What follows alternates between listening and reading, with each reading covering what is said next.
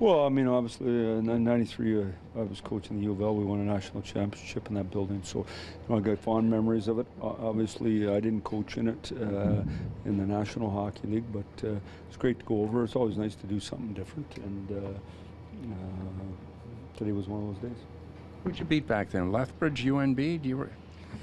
I mean, not Lethbridge, but UNB or Acadia? I think Acadia in the first round, and I think Guelph Griffins in the final. Yeah. What is it about Nylander and Matthews that makes them work so well together as a sort of duo?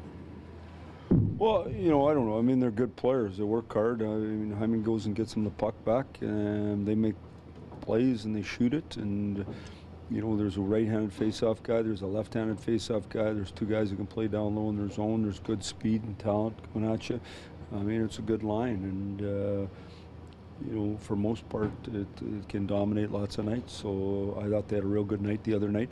They weren't quite as good the night before, and they really picked it up, which is important for us. When you have that line going the way they are, then you have the Marner line going as well. Just kind of what challenges that pose to opposing teams to match up against you guys? Well, for sure. You want to have, I think what's good about our team right now is our all four lines can really contribute. And the more you have going, I mean, it's just the way it is. It's 82 nights. Everyone's not at their best. It's just impossible. But the more quality players you have, the more chance you can pick one another up. And I think that's a big part of what we got going on right now. Last couple games, one-goal games midway through the third period. You've moved Leo up to JBR's spot on that line. What's the rationale behind that sort of active coaching? Yeah, if we're ahead, I wouldn't do it if we were behind, but we're ahead, and I put Leo all over. So when we went to 3, I did that. When we went to 2, I did something else. So, I mean, we're ahead. There's no one better in our zone without the puck, getting out on the wall, getting on the forecheck, making sure the other team doesn't score than Leo. So,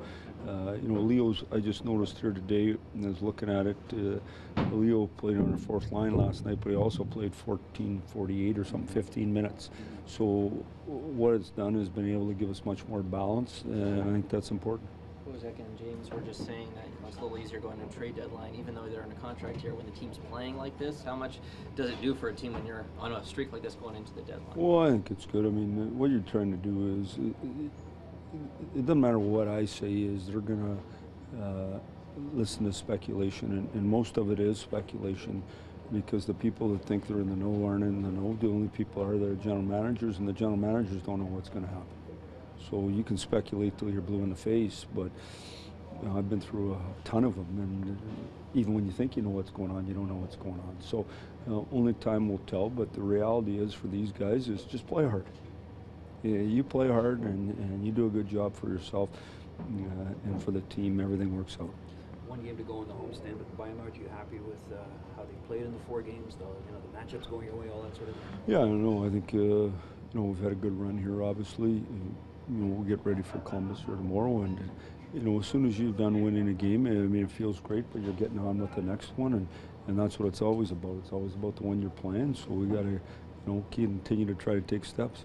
With the injuries that Shashnikov suffered the last couple of seasons, hasn't been able to play as much. Does it change your perception of him as what impact he could have with this team? Well, I think the big thing is he has to earn his confidence back, and so that's by getting in, that's by doing good things, that's by feeling good. It's been, I mean, he's been injured for a long time here, and hasn't felt good, and you can just tell mentally, just the wear on you.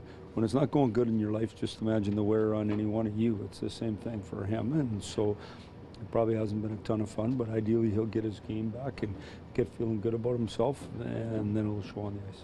When it comes to the emotional dips or waves you mentioned last night, will that work itself out as these guys get more experience? Oh, I think so. Anytime you've been through it and you've seen it, you're just more steady on the rudder. You don't do silly things when you shouldn't. I mean, we had to clamp down so good. There was not much going on. The next thing you know, we're trying to get to 5 instead of just taking what they give you. And I mean, the scoring chances we gave up, it makes no sense, but that's what we did. But we were able to settle down and get things going again, and then some timely saves. But to me, it's just experience. You just figure that out over time, how to play and how to win.